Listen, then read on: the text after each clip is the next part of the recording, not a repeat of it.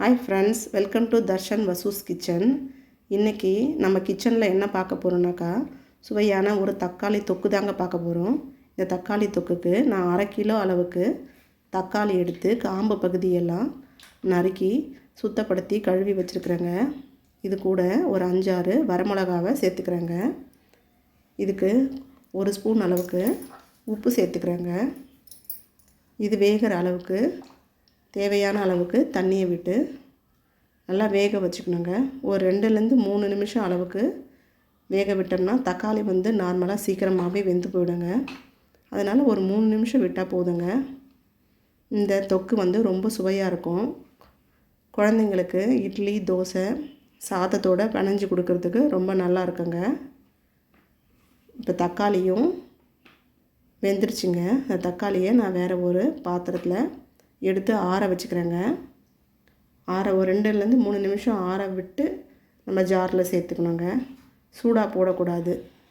கொஞ்சம் நேரம் ஆற விட்டுட்டோம்னாக்கா அது டக்குன்னு அரைக்கிறதுக்கு நல்லாயிருக்கும். சூடாக இருந்துச்சுனாக்கா டேஸ்ட் மாறுபடுங்க.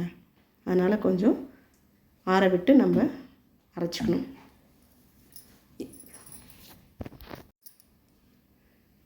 இது ஆறட்டங்க. ஆறினதுக்கப்புறமா இதுக்கு ஒரு தாளிப்பு கொடுக்க போகிறேங்க. வானல் வச்சுருக்கிறேன். வானல் நல்லா காஞ்சதுக்கப்புறமா நம்ம இதில் எண்ணெயை சேர்த்துக்கணுங்க. தர்ஷன் வசூஸ் கிச்சனுக்கு சப்ஸ்கிரைப் பண்ணிக்கோங்க. சப்ஸ்கிரைப் பண்ணாமல் நிறைய பேர் வீடியோ பார்க்குறீங்க. Please subscribe my channel. நீங்கள் பெல் ஐக்கானை தொட்டு விடுங்க. இது எனக்கு ஒரு மோட்டிவேஷ்னலாக இருக்குங்க. லைக் பண்ணுங்கள், ஷேர் பண்ணுங்கள். உங்கள் ஃப்ரெண்ட்ஸ் அண்ட் ரிலேட்டிவ்ஸ்க்கு ஷேர் பண்ணி விடுங்க. இப்போது சட்டி காஞ்சிடுச்சுங்க.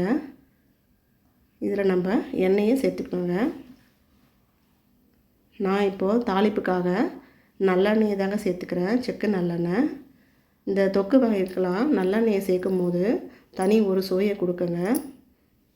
இதை நம்ம நல்லெண்ணெய் சேர்க்கறதுனால சீக்கிரத்தில் கெட்டு போகாதுங்க. இது ஒரு வாரம் கூட நம்ம வச்சு யூஸ் பண்ணலாம். ஆனால் ஃப்ரிட்ஜில் வச்சுக்கணுங்க. ஃப்ரிட்ஜில் வெளியே வைக்கலாம். வெளியே வைக்கும் போது நல்லா இன்னும் தண்ணி சுண்டை எடுக்கணுங்க. இது நம்ம கொஞ்சம் தண்ணியாக தான் நான் எடுக்க போகிறேன் தோசைன்றதுனால. அதனால் இது வெளியே வைக்க முடியாதுங்க. 1 or 2 days தான் வைக்க முடியும். இப்போது எண்ணெய் காஞ்சிடுச்சு. நான் சின்ன வெங்காயம் ஒரு 100 கிராம் அளவுக்கு நறுக்கி வச்சுருக்கிறேன். ஒரு 10 பல் பூண்டு எடுத்து இடித்து வச்சுருக்கிறேன். தாளிப்புக்கு தேவையான கருவேப்பிலையும் எடுத்து வச்சுருக்குறேங்க. எண்ணெய் காஞ்சதுக்கப்புறமா அந்த நல்லெண்ணெய் பாருங்கள், ஃப்ரெஷ் நல்லெண்ணெயாக இருந்துச்சுன்னா இந்த மாதிரி நுரை பொங்கி வருங்க. நாங்கள் ஃப்ரெஷ்ஷாகவே செக்கில் அரைச்சி வச்ச எண்ணெய் தாங்க இது. எண்ணெய் காஞ்சிடுச்சு, கடுகு வெடிச்சிடுச்சுங்க. பூண்டு சேர்த்துக்கிறேங்க. பூண்டு சேர்த்ததுக்கப்புறமா கருவேப்பிலையும் நான் சேர்த்துக்கிறேங்க. இது ரெண்டும் நல்லா பொரியணுங்க. பொரிஞ்சதுக்கப்புறமா நறுக்கி வச்ச சின்ன வெங்காயத்தை நான் சேர்த்துக்கிறேங்க. இது 3ம் நல்லா எண்ணெயிலேயே வறுபட்டு பொன்னிறமாக வரணுங்க. இது பொன்னிறமாக ஆகும்போது தான் இந்த தொக்கு நல்லா இருக்குங்க. இந்த தொக்குக்கு டேஸ்ட் கொடுக்குறதே சின்ன வெங்காயம் தாங்க. கூடுமானம் மட்டும் சின்ன வெங்காயத்தில் பண்ணால் நல்லது.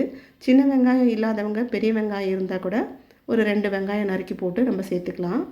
இப்போ நான் பெருங்காய பொடி சேர்த்துக்கிறேங்க. இதுக்கு பெருங்காய பொடி நல்லா ஒரு வாசத்தை கொடுக்கும்.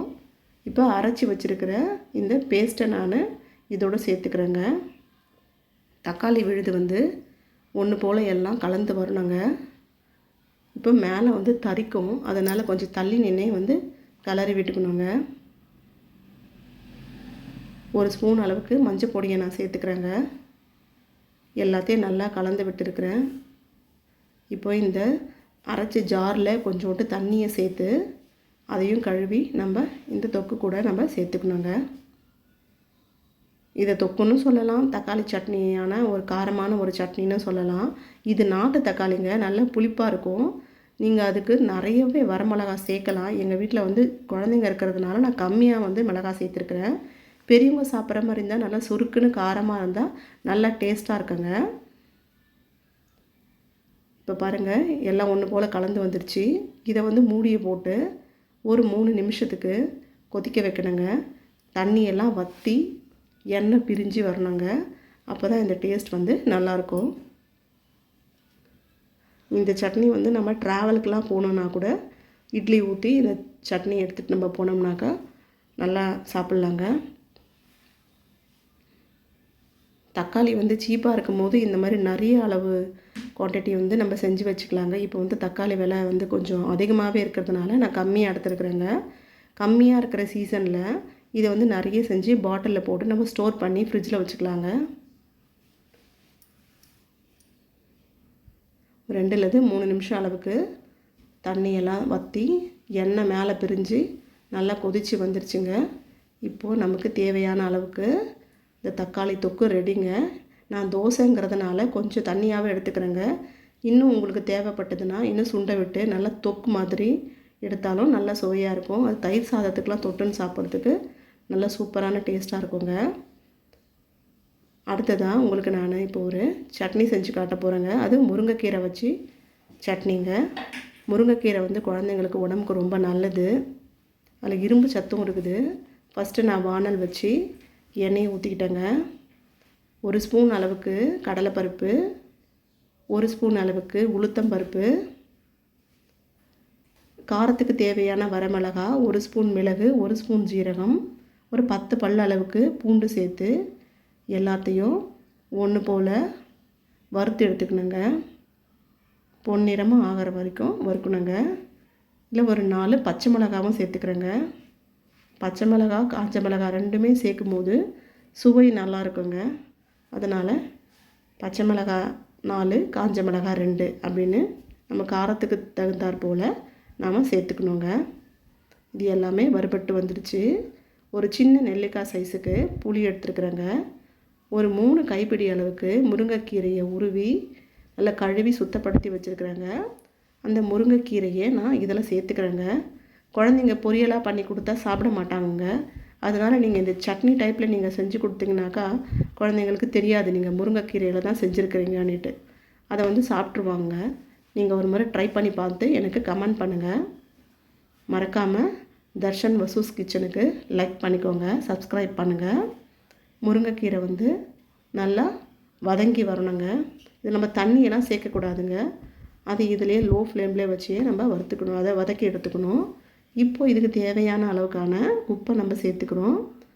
ஒரு 4-5 ஸ்பூன் அளவுக்கு நான் தேங்காய் துருவி வச்சுருக்குறேங்க. இந்த சமயத்தில் தேங்காவையும் சேர்த்து ஒன்று போல் கலந்து கொடுத்து வதக்கி எடுத்துக்கணுங்க. வதக்கி எடுத்ததை ஆற விட்டு நம்ம ஃபைன் பேஸ்ட்டாக மிக்ஸி ஜாரில் சேர்த்து அரைச்சி எடுத்துக்கணுங்க. இப்போ பாருங்கள் எல்லாம் நல்லா வதங்கி வறுபட்டு வந்துடுச்சு. இப்போது அரைச்சி எடுத்த சட்னிக்கு ஒரு தாளிப்பு கொடுத்துக்கணுங்க. தாளிப்பு கரண்டி வச்சுருக்கிறேன். எண்ணெய் ஊற்றி கடுகு போட்டாச்சுங்க. கடுகு போட்டு பொரிஞ்சிடுதும் நம்ம அரைச்சி வச்சுருக்கிற சட்னியோடு எடுத்து சேர்த்துக்கலாங்க. இதில் ஒரு 2 ஸ்பூன் அளவுக்கு பெருங்காயம் சேர்த்துருக்குறேன். பெருங்காயம் எண்ணெயில் பொரிஞ்சிடுச்சுங்க. இந்த மாதிரி அளவுக்கு நம்ம சட்னி அரைச்சி எடுத்துக்கலாம். இன்னும் தண்ணியாக வேணும்னாலும் உங்கள் விருப்பத்துக்கு ஏற்ற மாதிரி நீங்கள் தண்ணியும் சேர்த்து அரைச்சிக்கலாங்க. இந்த சட்னி வந்து ரொம்ப டேஸ்ட்டாக இருக்குங்க. நீங்கள் ட்ரை பண்ணி பாருங்கள். இது முருங்கைக்கீரையில் செஞ்ச சட்னினே சொல்ல முடியாது, அந்தளவுக்கு நல்லாயிருக்கும். கீரை வந்து வதக்கிறது தான் நல்லா வதக்கணுங்க. பச்சையாக இருந்தால் லைட்டாக கசப்பு தட்டும். நல்லா பொரிஞ்சு வதங்கி வந்துடுச்சு. சட்னியும் ரெடிங்க. சூப்பராக இருக்குங்க இந்த சட்னி. நீங்கள் ட்ரை பண்ணி பாருங்கள் ஒரு முறை. சூடான தோசையோட தக்காளி தொக்கும் முருங்கைக்கீரை சட்னியும் ரெடிங்க. இப்போ நான் தோசை தவால தோசையை ஊற்றிக்கிறேங்க.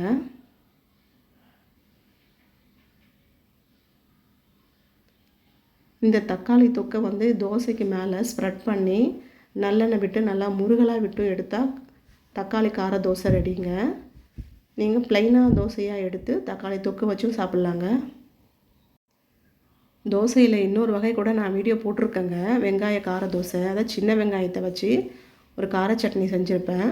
அது வெங்காய கார தோசைன்னு இன்னொரு டிஷ் நான் போட்டிருக்கேங்க. அதை நீங்கள் போய் பாருங்கள்.